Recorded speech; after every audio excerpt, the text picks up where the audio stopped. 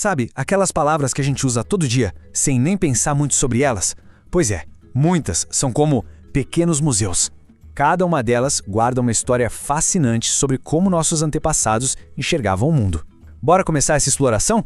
Então, pra gente começar, uma pergunta que parece super simples. O que a palavra Christmas, sabe, o Natal em inglês, o que ela significa de verdade? A resposta, olha, revela muito, mas muito mais do que parece. E aqui está a chave de tudo. Christmas vem lá do inglês antigo de uma palavra que era Christes Messi. Se a gente quebrar ela no meio, temos Christ, que é Cristo, e Mass, que significa missa, ou seja, literalmente, a missa de Cristo.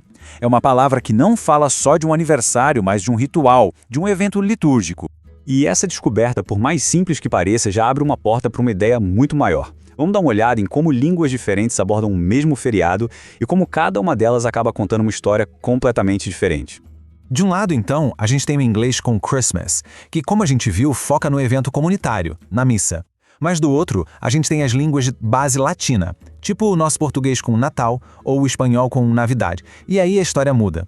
Todas essas vêm do latim natalis, que quer dizer nascimento. O foco aqui é outro, é o evento biológico, o dia do nascimento em si. Mas calma, a história não acaba aqui não. Existe uma língua que consegue ser ainda mais específica, indo direto no ponto teológico da coisa, de um jeito bem único. E essa língua é o grego.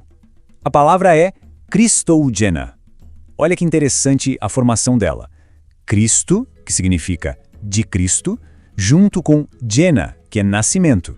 Então, o significado literal é o nascimento de Cristo. Não é só sobre um nascimento qualquer, mas sobre quem está nascendo. Faz toda a diferença, né? Então, para a gente amarrar essa ideia, olha que legal. O inglês foca no evento, a missa de Cristo. As línguas latinas focam no ato, o dia do nascimento. E o grego foca na pessoa, no nascimento de Cristo. São 3 palavras para a mesma data, mas com 3 perspectivas, quase 3 teologias diferentes, escondidas ali no vocabulário do dia a dia. Agora vamos expandir um pouco o nosso mapa, porque esse fenômeno não se limita à Europa de jeito nenhum. Vamos ver como ele se manifesta em outras partes do mundo, revelando uma riqueza de perspectivas culturais que é simplesmente incrível. Olha só que coisa fascinante. No tupi antigo, a palavra era Aretiguaçu, ou seja, grande dia festivo. Já em Guarani, é Tupara-a-Ara, que significa o dia do Filho de Deus. E lá no Quechua, Ninu Chapa Punchainin, o dia do menino. Cada língua pegou o conceito e adaptou para a sua própria visão de mundo. Impressionante! Todos esses exemplos levam a gente para uma questão fundamental. Isso aqui não é só uma curiosidade sobre a origem das palavras, sabe? O ponto é muito mais profundo. É sobre como as palavras que a gente escolhe usar acabam moldando a nossa própria realidade. A gente pode pensar nisso como uma espécie de arqueologia das palavras. Cada termo que usamos é um artefato. Ele preserva a história de uma ideia, a filosofia de uma cultura inteira.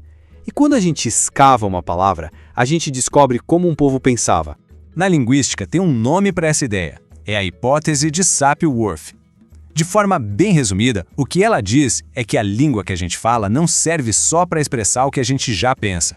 Na verdade, ela também influencia e até formata a maneira como os nossos pensamentos se organizam. O que isso quer dizer na prática? Quer dizer que aprender um idioma novo é muito, muito mais do que só trocar uma etiqueta por outra.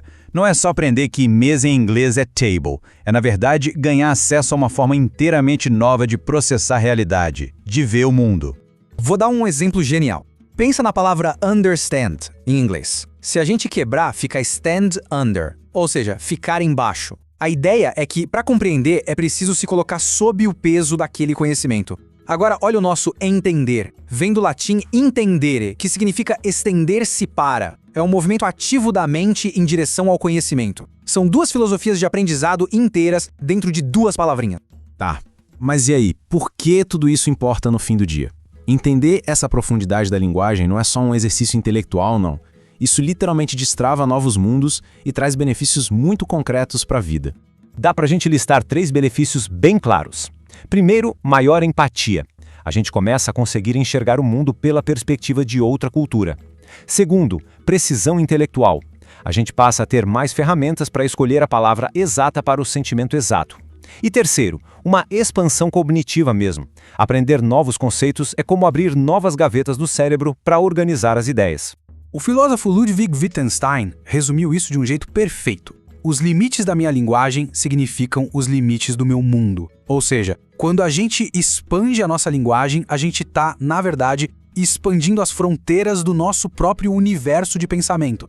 E isso tudo deixa a gente com uma pergunta final para reflexão. Depois de explorar a missa, o nascimento e o Filho de Deus, todos escondidos dentro da palavra Natal, fica a provocação. Que outros mundos secretos estão aí esperando para serem descobertos dentro das palavras que a gente usa todo santo dia?